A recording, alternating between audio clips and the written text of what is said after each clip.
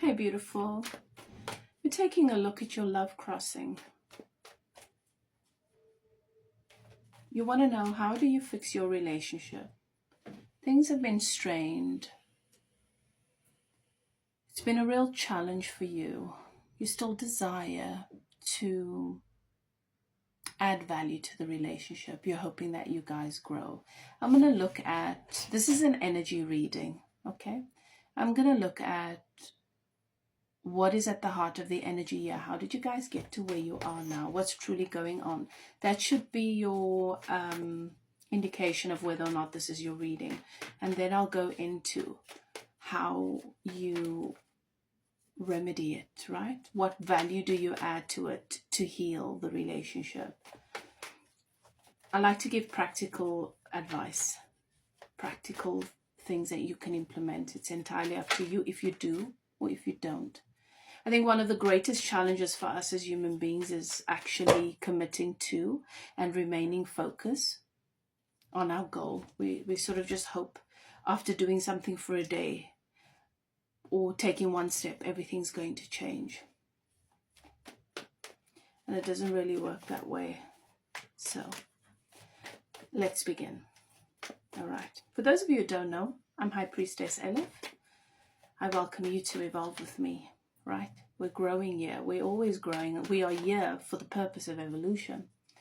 We are here to elevate the consciousness of the collective, of the planet. And we do that by creating space for our bliss, our highest joy, satisfaction. And so us running around in circles of suffering and dissatisfaction is like a wound, adding to a wound that's festering.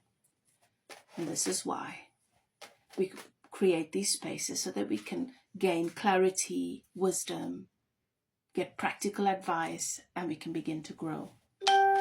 So let's see. For the collective watching this video, those who are in a love crossing, if you're not in a love crossing, obviously the relationship is not for you.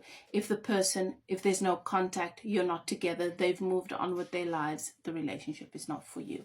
This reading is not for you. This is specifically for a relationship that is experiencing a crossing.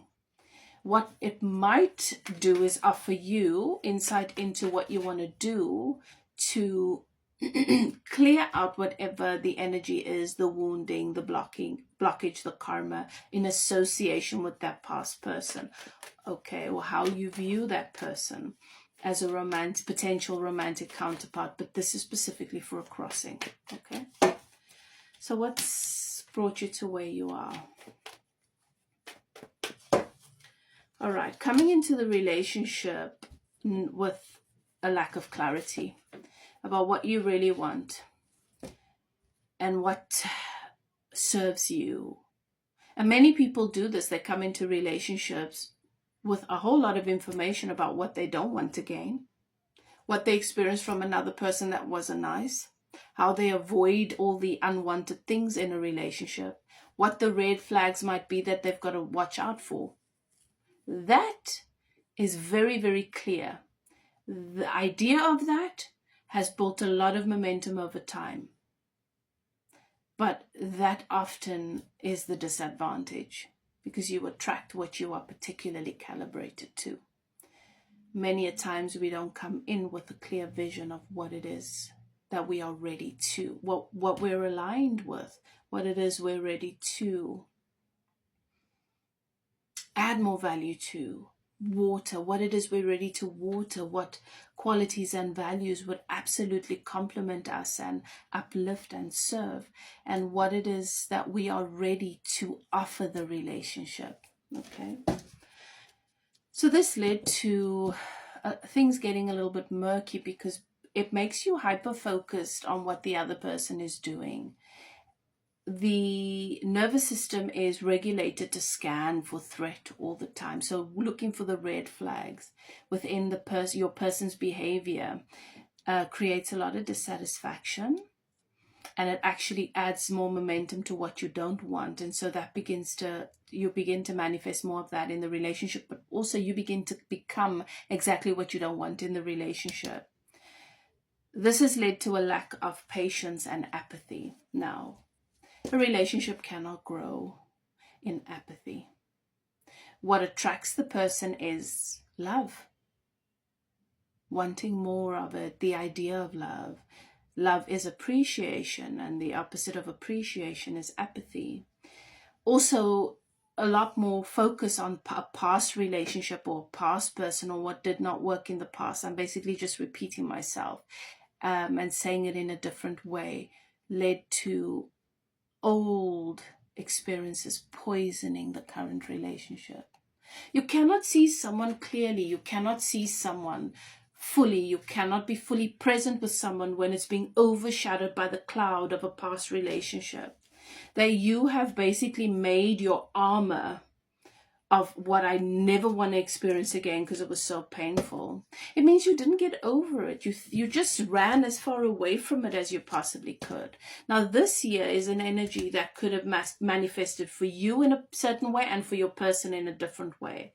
So many of you might be thinking at this point, but I didn't do that. That was my person. Well, we mirror one another in relationships. It manifested for you maybe in a different way, but you want to be honest with yourself. How could I potentially have been doing the same thing? Maybe not in as obvious a way, not as visible a way, but how could I have been creating the same outcome?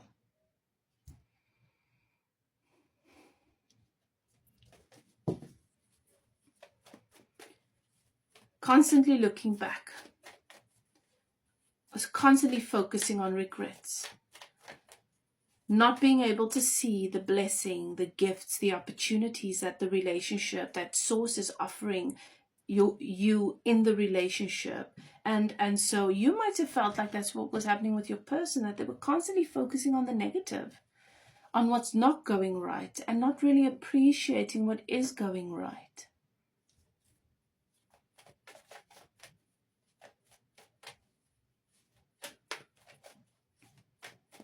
Apathy. Apathy is the poison here. Apathy is what's been choking the life out of your relationship. Apathy is it's like having a beautiful plant that you've just totally forgotten to water.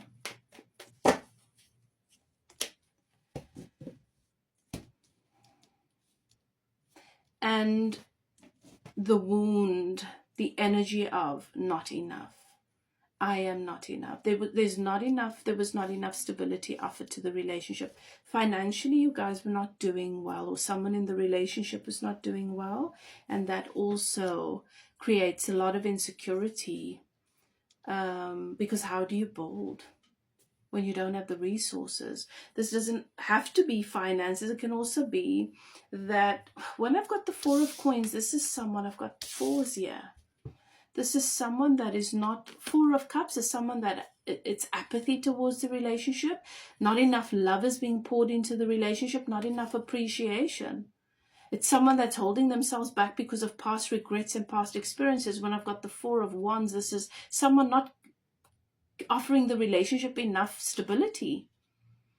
Not giving enough, holding back. This is an energy of someone being selfish or so self-focused, like I've got to take care of me. So there's constant competition back and forth. Now, how do you heal this? Well, appreciation. If you can start to make lists of appreciation in your journal about your person and the relationship every night, and you can highlight the feeling words, and then meditate upon the feeling words throughout the day. That's the first step. That's going to make a huge difference. You've got to change how you look at things here. You've got to change how you perceive relationships all around. Also, acknowledge where you might be projecting an old experience onto this person and then blaming them for things that might have happened in the past. So make that list of things to appreciate. Even if there are a lot of problems right now, you're spending a lot of time thinking about the problems, they're only amplifying. Highlight the feeling words and then speak that story, meditate upon that story, visualize it. Do that for as little as 7 days, you'll see a difference. That's where you begin. If you'd like to get a private reading or a coaching session, description box below or link in the bio.